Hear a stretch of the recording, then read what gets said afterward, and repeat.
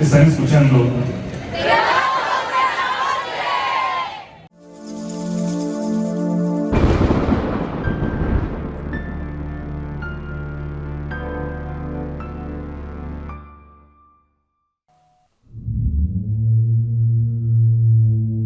Muy buenas noches, comunidad. Esperamos que estén disfrutando este octubre de relatos porque apenas viene lo mejor. Hoy este episodio llega a ustedes desde Saltillo, Coahuila. Por aquí pudimos convivir un poco con la comunidad de esta ciudad. Estamos muy contentos, muy emocionados de haber podido saludarles y esperamos que muy pronto se vuelva a repetir y poder escuchar sus historias de viva voz. Pero por ahora es momento de prepararse, dejarse llevar y apagar la luz porque ya están a punto de entrar a los siguientes relatos de la noche. Hola Uriel, antes que nada te agradezco que te des el tiempo de leer mi experiencia. Mi nombre es Andrea Jocelyn y soy de la Ciudad de México. Siempre he tenido la idea de que hay familias que, en su linaje, van transmitiendo ciertos dones, por así llamarlos. Bueno, ese es el caso de mi familia. Actualmente tengo 22 años y recibo terapia psicológica. A lo largo de las sesiones, me he dado cuenta de que tengo muy pocos recuerdos de mi infancia. No sé si ustedes lo sepan, pero muchas veces nuestra propia mente bloquea algunas experiencias traumáticas para protegernos del daño que nos podrían causar ciertos recuerdos. En un intento de regresión que tuve en terapia, logré desbloquear un recuerdo que cambió la manera en la que percibía a mi familia y transformó cómo veía el mundo de lo paranormal. Yo tenía alrededor de 7 años en ese entonces. Mis abuelos maternos se quedaban cuidándome hasta que mis padres llegaban de trabajar, casi al anochecer. Después de la escuela me pasaba toda la tarde jugando yo sola. Desde la cocina, donde normalmente estaba mi abuela, se podía ver a través de una ventana panorámica todo lo que yo estaba haciendo. Ese día me puse a ver caricaturas. Estaba viendo Los Chicos del Barrio, cuando escuché que me estaban hablando. No sé bien cómo describir el sonido, pero era alguien tratando de llamar mi atención. No reconocí su voz. No era la de ninguno de mis abuelos. Apagué la televisión para poder escucharlo mejor. Para la tercera vez que escuché este sonido, pude distinguir que venía del pasillo, del que está junto a una escalera de caracol que lleva hasta la azotea. Fui siguiéndolo, dejándome guiar por él. Cuando llegué, vi a un señor ahorcado, colgando desde el 5.º escalón. Sus pies alcanzaban el piso. En ese momento no entendí que su cuerpo estaba hinchado porque llevaba ya varios días sin vida. Lo peor fue que poco a poco se fue dando vueltas hasta quedar con su rostro frente a mí. Corrí hasta la cocina y me abracé a las piernas de mi abuela. Le conté que había visto un muerto, aún colgado. Ella solo me dijo que rezara y empezamos a decir que, si él no se iba, lo mandaríamos a cargar la cruz de Querétaro. Una vez que me tranquilicé, mi abuela me tomó de la mano y fuimos juntas a la escalera para comprobar que no había nadie. Se sentó conmigo para que le explicara bien qué había pasado, qué había visto. Le conté todo. Ella me preguntó cómo era la ropa de ese señor.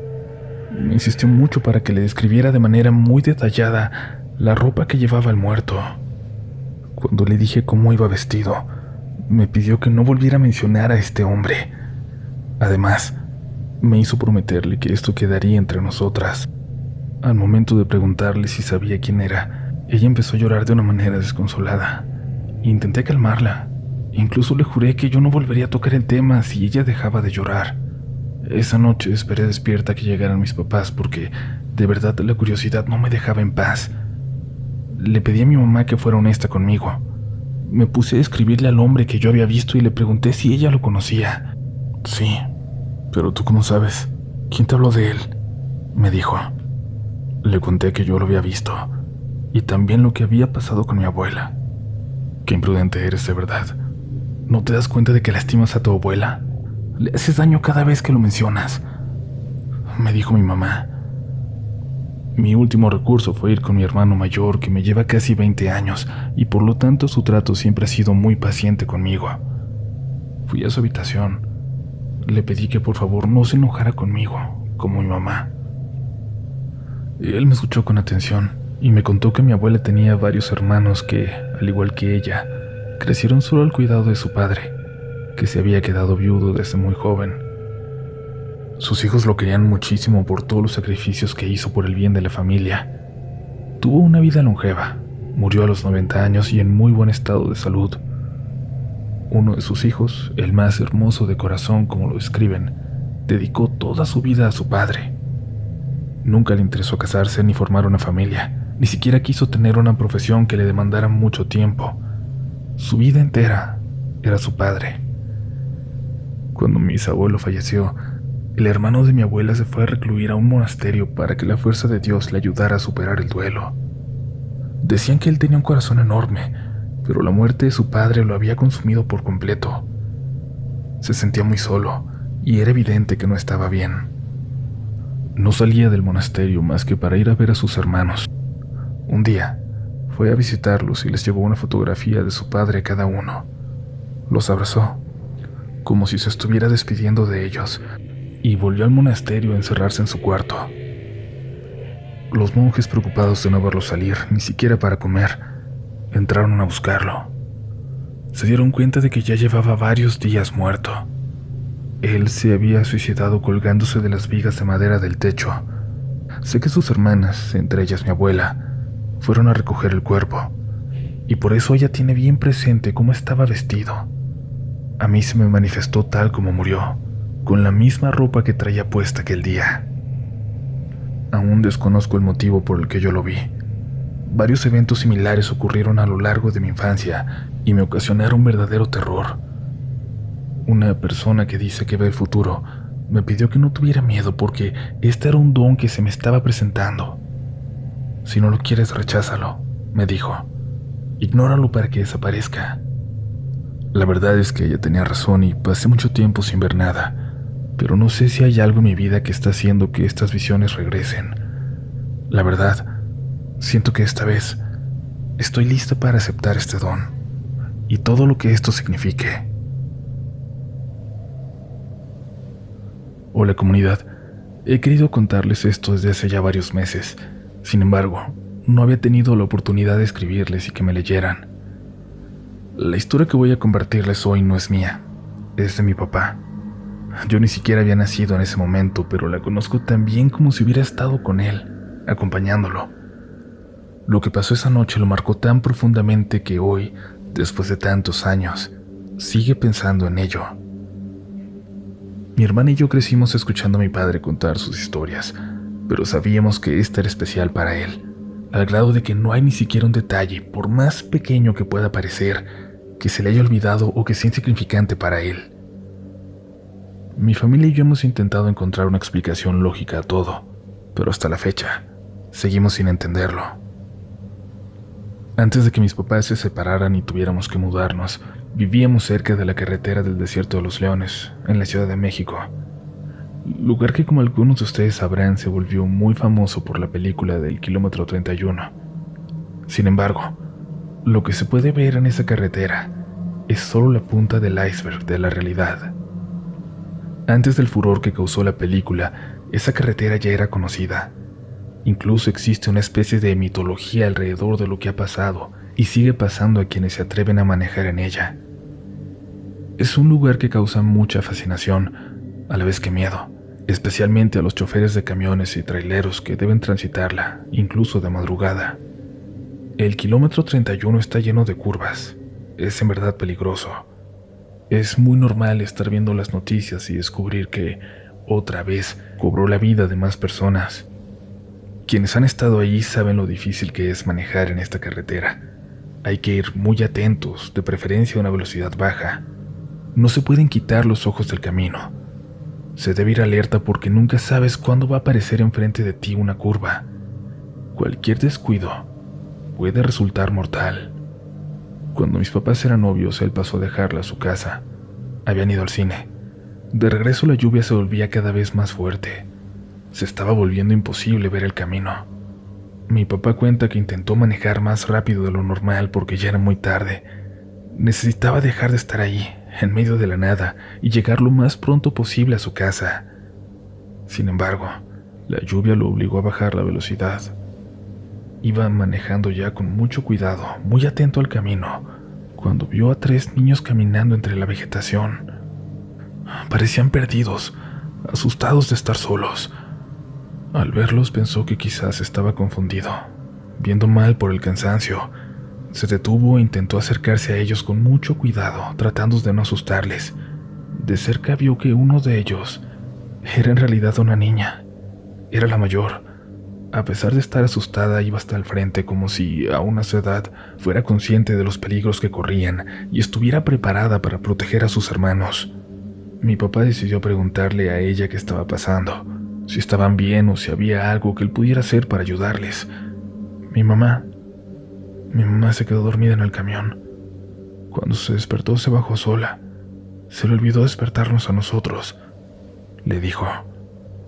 Mi papá no le respondió nada. La verdad es que no sabía bien qué decirles. Los miró fijamente. Había algo doloroso en ellos. Daba tristeza verlos. Cuenta que sintió mucha compasión, un deseo muy fuerte de protegerlos.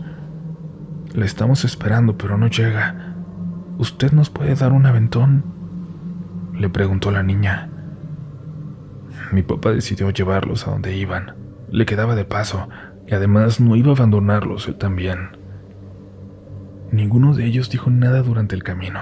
Nunca escuchó la voz de los otros 2. Ni siquiera le dijeron sus nombres. Estuvieron en silencio hasta que la niña le dijo, «Por ahí», y con su manita apuntó a una casa escondida entre la vegetación y la oscuridad del bosque. Mi papá dejó a los niños justo donde le había pedido, y hasta cierto punto, ellos se quedaron en el pasado durante años. Es muy común escuchar de niños abandonados y que, muchas veces, terminan viviendo en las calles de la Ciudad de México. Varios años después, mi papá estaba con algunos de sus compañeros del trabajo, hablando de esa película, cuando uno de sus amigos dijo sin más, «Eso no es nada. ¿No han escuchado la historia de los niños de la carretera?». Nadie más pareció tomarle importancia a lo que había dicho y siguieron hablando de lo buena que estaba la película, de lo mucho que les había gustado, que daba mucho miedo. Sin embargo, mi papá no pudo evitar recordar aquella noche. Fue el único en contestarle. Le dijo que no la había escuchado, y le pidió que contara la historia. Son 3 niños, muy pequeños. Aparecen cuando está lloviendo y te piden un aventón. Se aparecen en la carretera porque justo ahí un camión se volteó en una de las curvas. Murieron muchas personas. Los pasajeros iban dormidos. Mi papá se quedó callado. No pudo decir nada más y el compañero continuó. Cuentan que ellos iban dormidos cuando se volteó el camión, que piensan que su mamá los abandonó. Mi papá no creía lo que estaba escuchando. Es cierto que le había parecido extraño ver a 3 niños solos a la mitad de la carretera, pero lo que le contó su amigo había cambiado por completo. ¿Cómo recordaba aquella noche?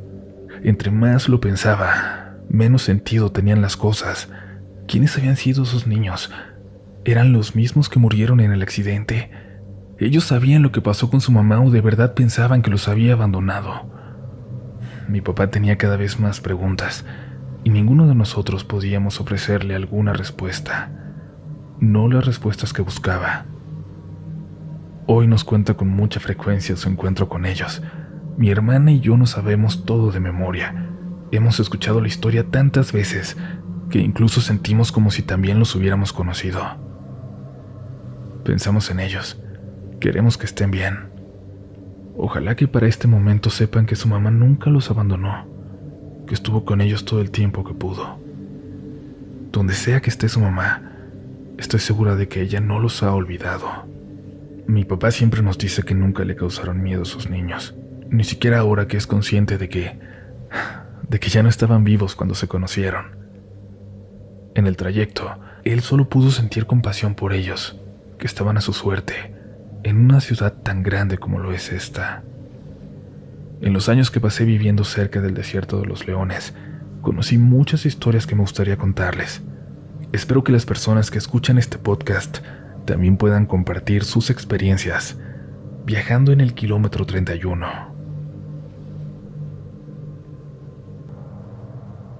Nos queda otro relato, comunidad. Aún no se acaba este episodio, pero les recordamos suscribirse a este espacio para que nunca se pierdan de una historia, de un solo relato.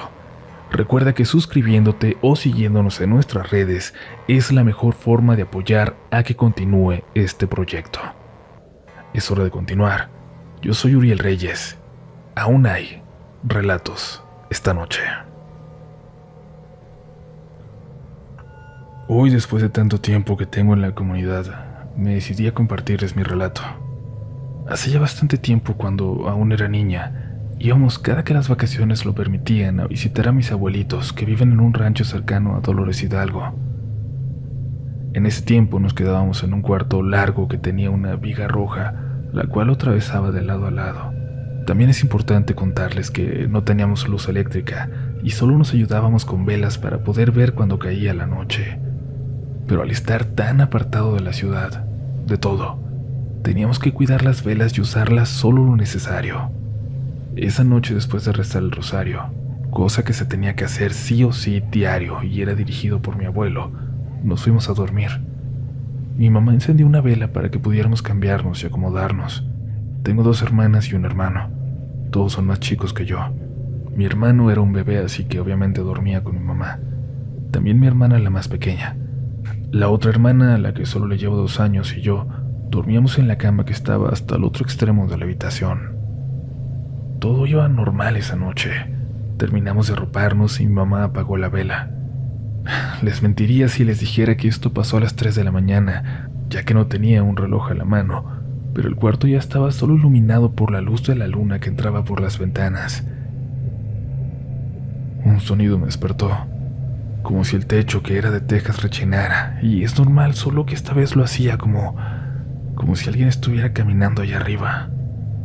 Me pareció extraño y abrí los ojos, algo de lo que me arrepentí inmediatamente. Ahí, adentro de la habitación, había una cosa, algo parecido como a un perezoso. No le veía la cara, pero tenía los brazos largos y estaba cubierto de un pelo rojizo, igual que las carreteras cercanas, como si fuera color barro, rojo. Tenía la cabeza ovalada e iba de un lado a otro de la habitación, columpiándose de la viga. No sé realmente cuánto tiempo estuve ahí, paralizada, viendo cómo esto balbuceaba algo, mientras iba de extremo a extremo.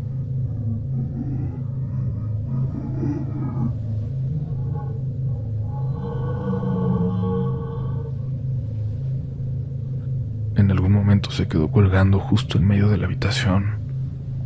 Volteó la cabeza y pude ver sus ojos, unos enormes ojos amarillos, ojos que hasta este día, hasta este momento me causa escalofríos recordar. Me cuesta incluso escribir esto. Eso no era ningún animal. Me sonrió. Me sonrió y se dejó caer. Caminó hasta la puerta y la atravesó. Después de unos minutos le pedí llorando, pero susurrando, a mi mamá que encendiera la vela, por favor.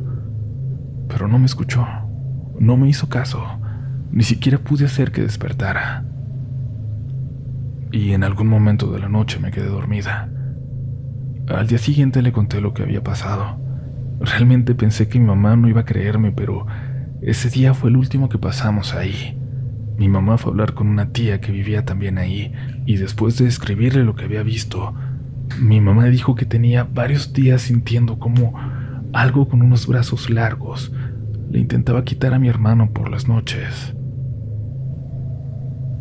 Comparto esta historia de forma anónima porque prefiero evitar las burlas, si es que las hay. Si les interesa saber más, déjenme decirles que al tiempo nos enteramos de qué era aquello y de dónde venía. Buenas noches.